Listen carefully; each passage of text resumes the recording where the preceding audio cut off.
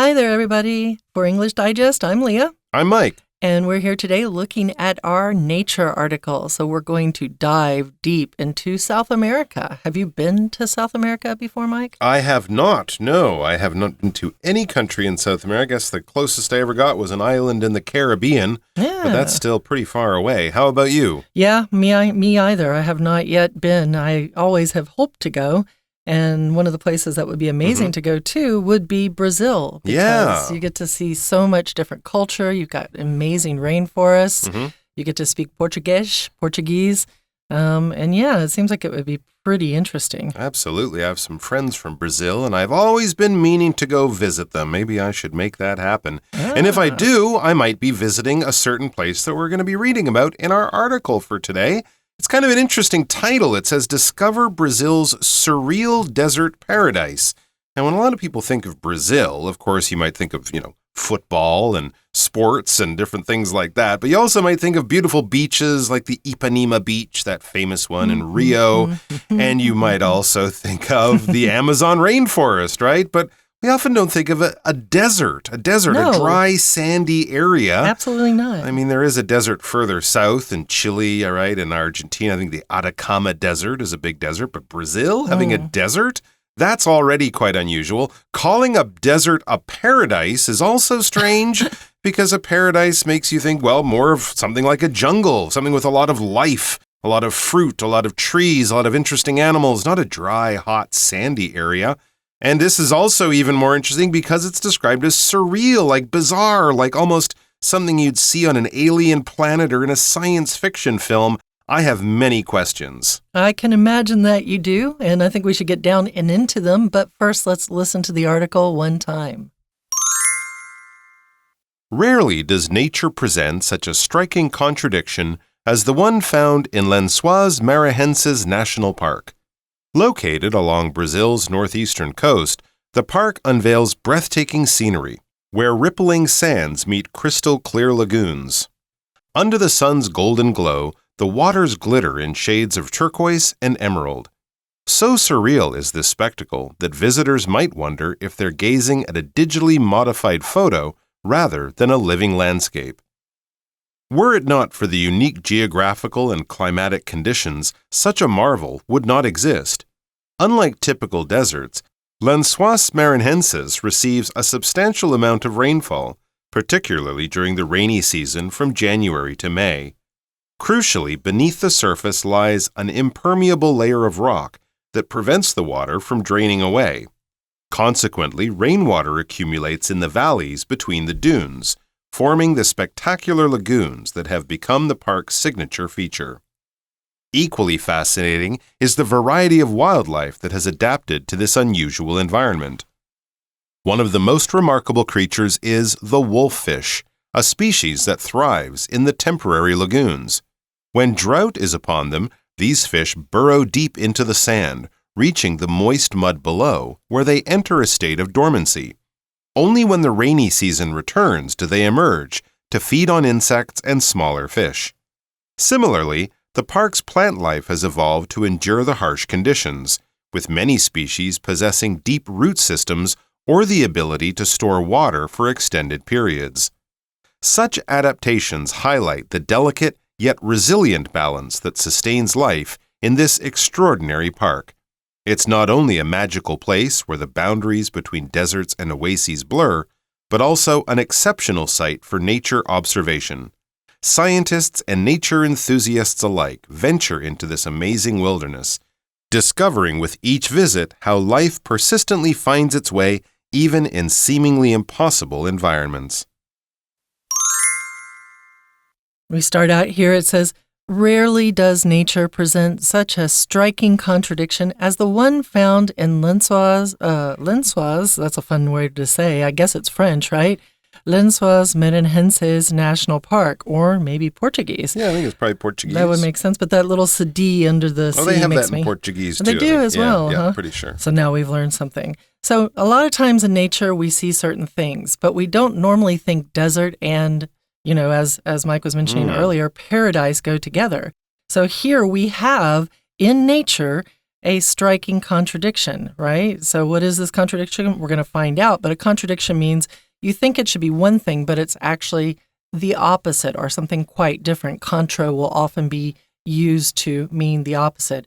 If you contradict somebody, you kind of intentionally say the opposite of what they're saying or intentionally disagree with them and go against what they're saying. Contra, opposite, dict is speaking right here.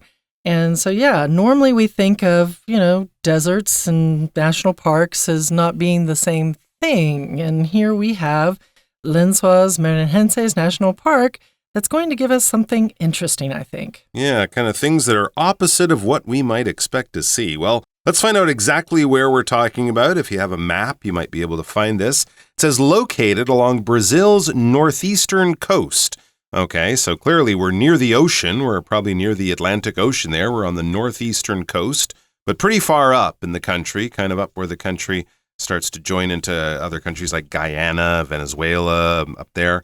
It says the park unveils breathtaking scenery where rippling sands meet crystal clear lagoons. Okay, yeah, this sounds a bit more like Brazil, right? Breathtaking scenery being unveiled. We have crystal clear lagoons and things like that. Kind of sounds like a jungle paradise. When something is unveiled, it's basically shown for the first time. You might think of the way a curtain might part at the beginning of a theater play, and it unveils the stage. It kind of shows the stage. Or maybe it's an official ceremony where they're showing off a statue maybe for the first time, and it's covered with a big piece of cloth, and then someone pulls it away, and ta-da, there it is. It's been unveiled. A veil being something that women generally would wear in front of their face in a traditional marriage ceremony. The woman might walk down the aisle with that sort of thin, lacy fabric covering her face. That's the veil.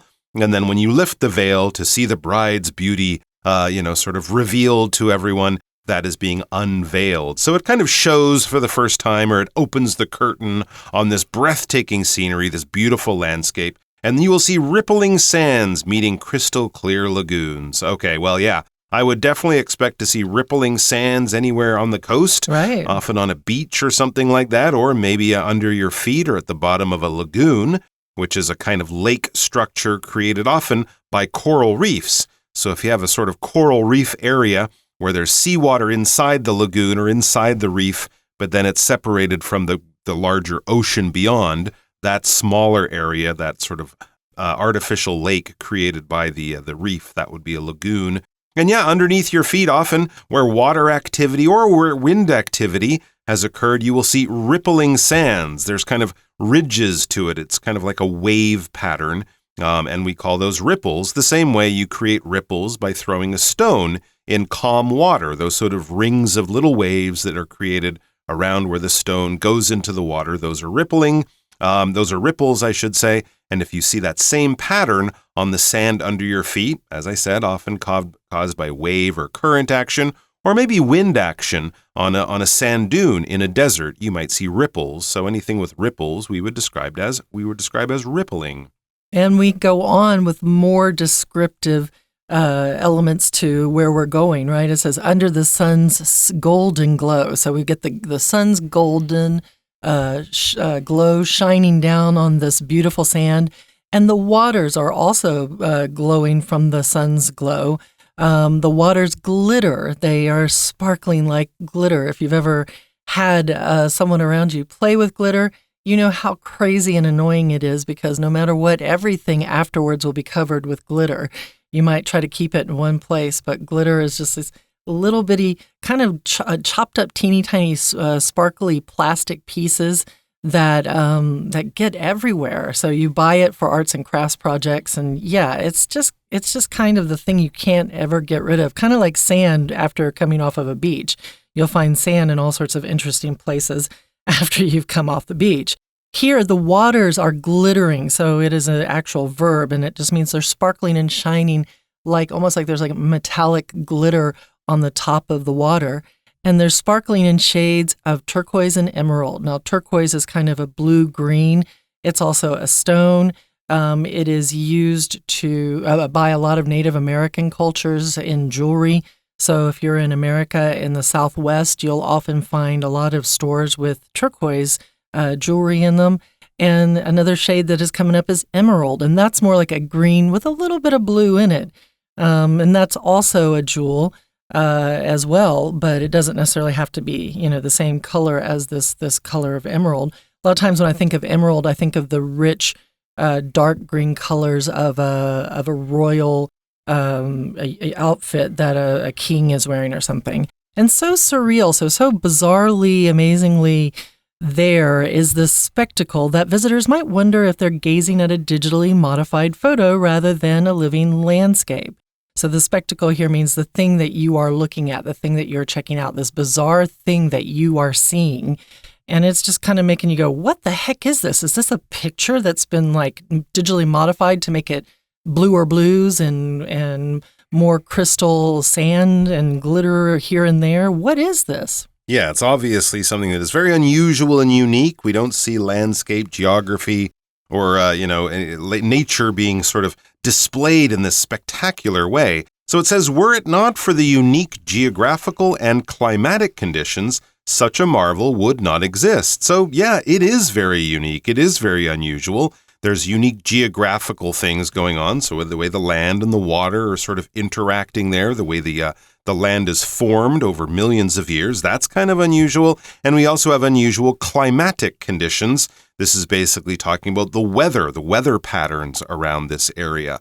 It might sort of have temperatures that are a little different from areas very close by, and that allows different types of plants and animals to thrive there when nearby in other regions in the area, they wouldn't do so well. So it kind of creates what we might call a microclimate or a microecology. Very local, very unusual set of circumstances that allow life to sort of grow and thrive and develop in different and kind of special ways. Unlike typical deserts, Lensois marinensis receives a substantial amount of rainfall, particularly during the rainy season from January to May. Okay, so again, kind of unusual. So this is unlike typical or normal deserts, right? The one thing that defines a desert is low amounts of rainfall. We often think of hot deserts like the Sahara, the Gobi Desert in northern China, but we could also call Antarctica, the South Pole, a desert because it rains or snows there very, very infrequently, just a little bit every year. So low rainfall, but this place actually receives a substantial amount of rainfall. It receives quite a lot of rainfall, I guess right on the edge of what you would be allowed to call a desert.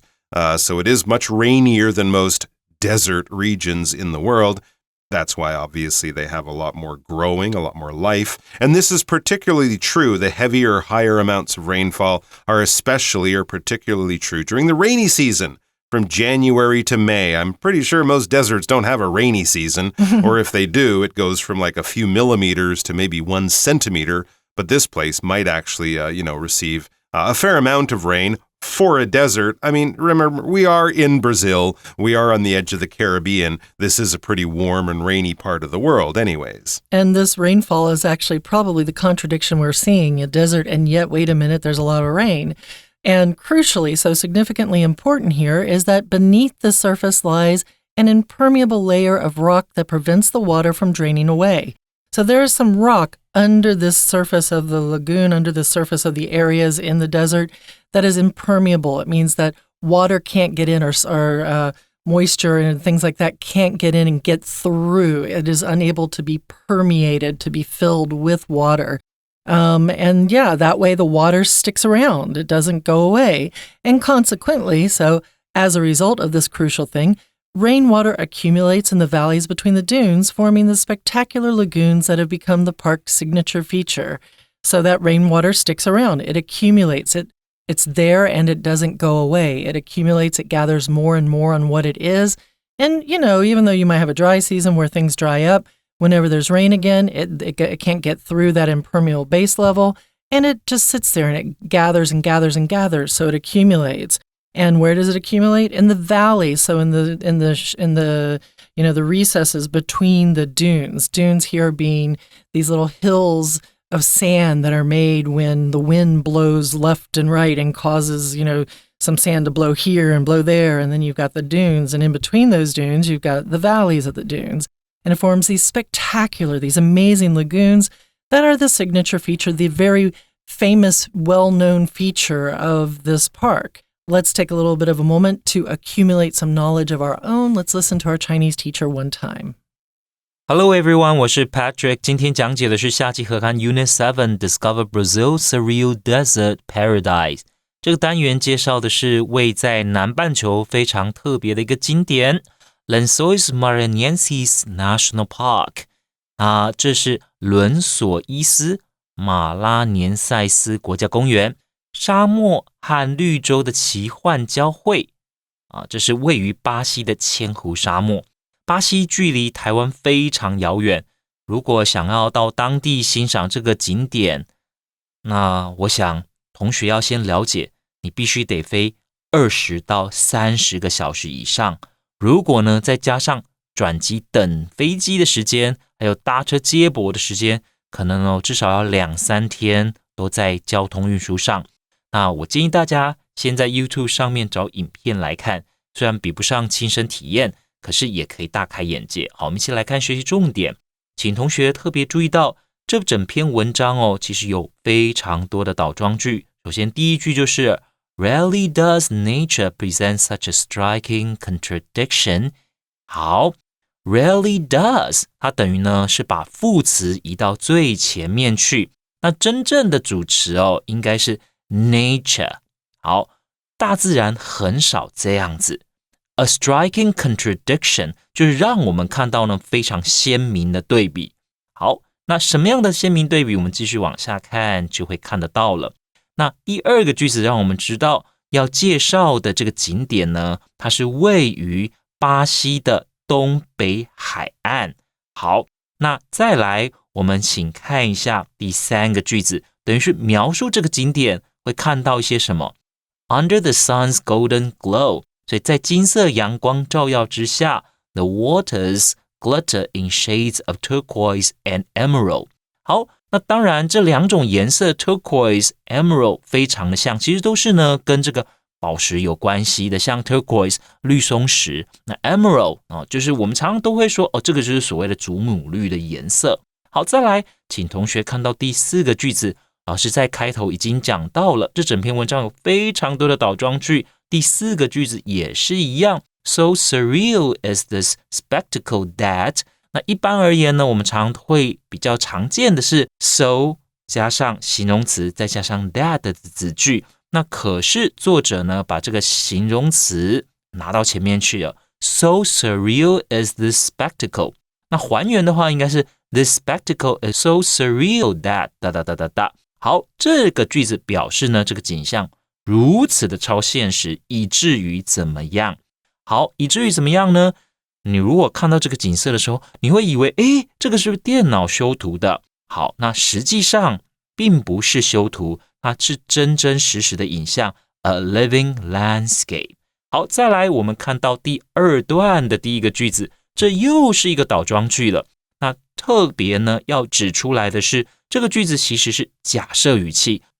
好，那我们看到开头 were it not for the unique geographical 这个部分，好，那应该是 if it were not for， 好，要不是什么，要不是什么，那做了这个倒装，要不是因为呢，它有特殊的地理还有气候的条件 ，such a marvel would not exist。好，那请同学呢特别注意到这里 would not exist， 这里用 would 一样。是因为假设语气的关系，因为呢这样子的奇景的确存在嘛，所以我们用假设语气 would not exist。好，再来，请同学看到第二个句子 ，Unlike typical deserts， 我要提醒大家，在看阅读的测验的文章的时候，特别是如果呢看到这个 unlike， 也请特别注意，常常都会有出题的地方因为算是一个特别的案例嘛，不像一般的沙漠，不像典型的沙漠，那我们就知道，接着作者就会告诉我们，它特别的地方在哪里。好，原来这个 Lençóis Maranhenses receives a substantial amount of rainfall。一般我们会觉得沙漠雨量应该很少，但它的雨量其实是相当丰沛的。好，那我们要看一下为什么 beneath the surface lies an impermeable layer of rock that prevents the water from draining away. 那同学在读文章的时候要特别抓得到重点，为什么这个地方它呢是容易会形成这个隙湖？原因就在这里，它下面有一层不透水的岩石层，可以让这些水呢它是不会流失的。All right, we're going to take a quick break and then we'll be right back.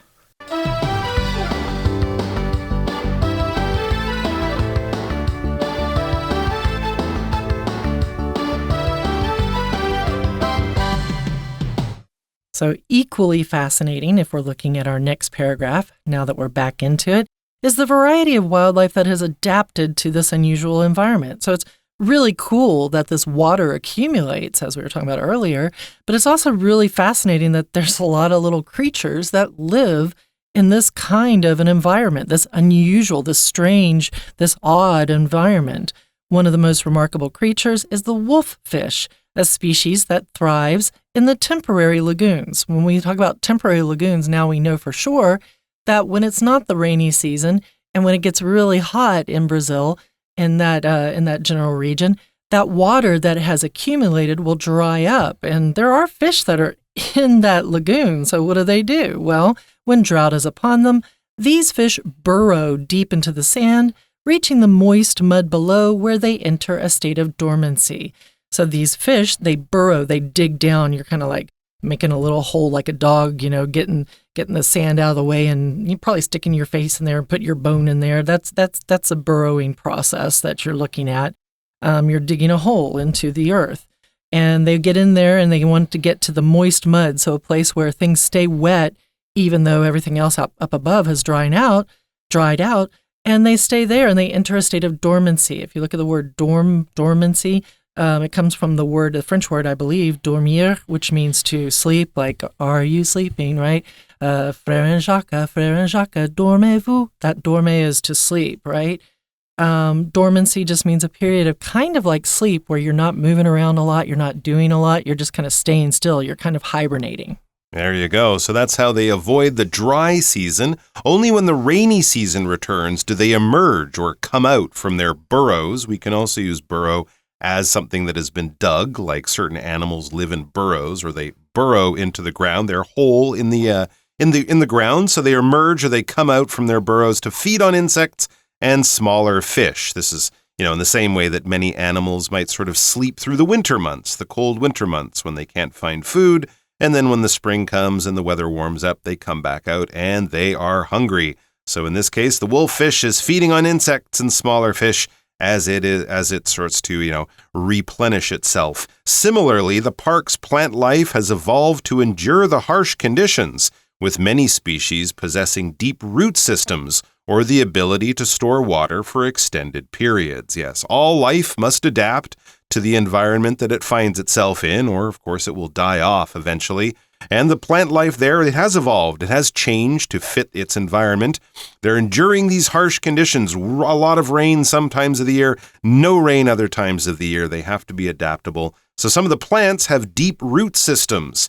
Their roots go way down under the ground, down to the groundwater that maybe is always there, even in the driest months. They have to have those deep roots to give themselves, a drink and nutrition during the dry season, or they store water, kind of like how a cactus can store water in its, inside its trunk, I guess you would say.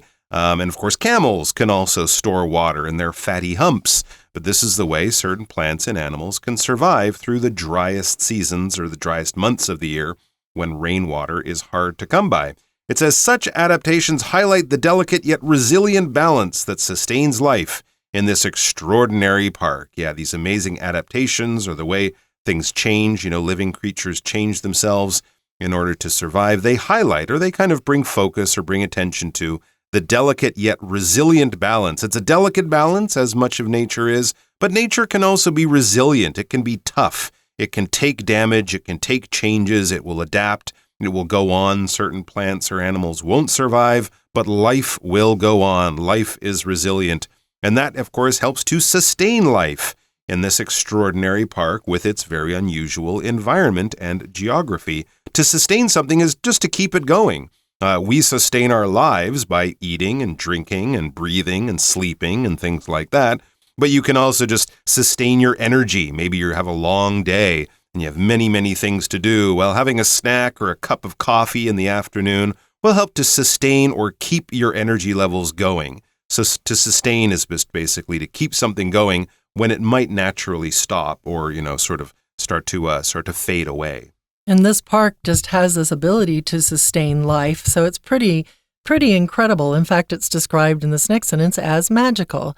It's not only a magical place where the boundaries between deserts and oases blur, but also an exceptional site for nature observation. So it's a magical place. It's kind of like this mystical world, like where you would go wandering off to go and find King Arthur's court or something like that, or the Lady in the Lake.